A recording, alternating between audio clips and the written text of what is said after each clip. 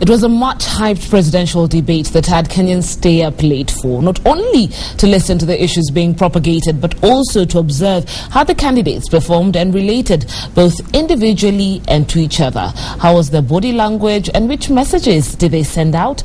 And how did those little acts and signs play into the debate? Evelyn Wamboy sat with Derek Banga, a public image consultant, earlier in our studios and analyzed the highlights of that presidential debate.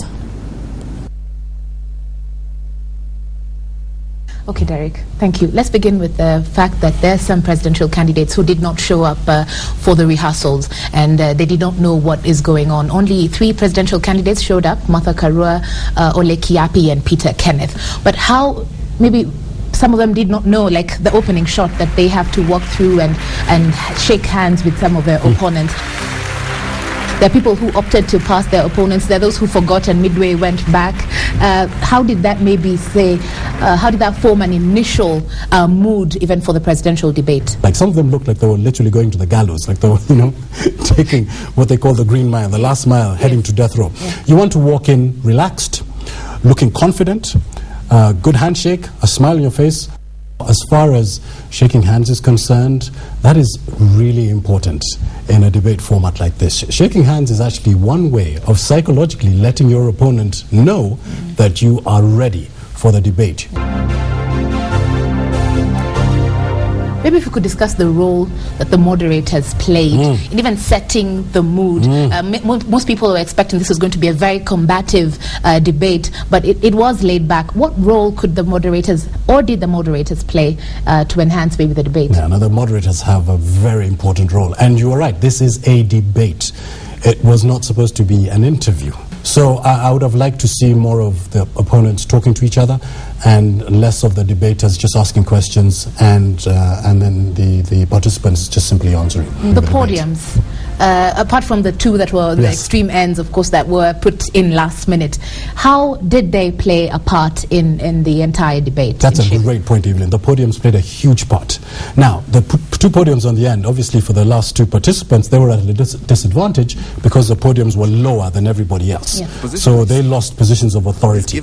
As far as everybody else is concerned, however, I would have liked the podiums to have been a little bit lower down, because I think their hands were a little bit too high, and that inhibited their use and involvement of their hands. Derek, there's some point when another opponent is talking, you could actually read the body language of the rest as they were either listening to them.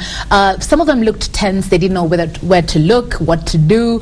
So for a large portion of the time, you are just going to be standing there. So what is your facial demeanor going to be? That even has to be practiced, your facial expression.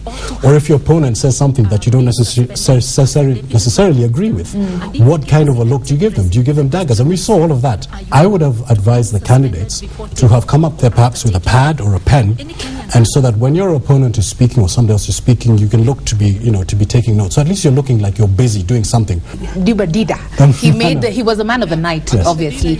Maybe if you could analyze him, he stood out as the man of the night. What I loved about him was his authenticity, and he had nothing to lose. So shooting from the hip, I think he was the most authentic person up there, in terms of his demeanor and in terms of his body language.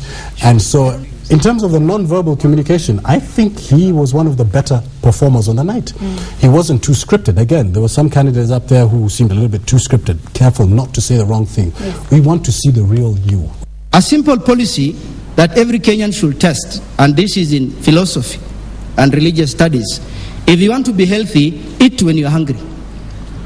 This timetable, I don't know who brought it: breakfast, lunch, dinner, and then the dinner you come up with phase 1 where you take soup and mushroom, and then phase 2, phase 3. A lot of debates are actually won on sound bites.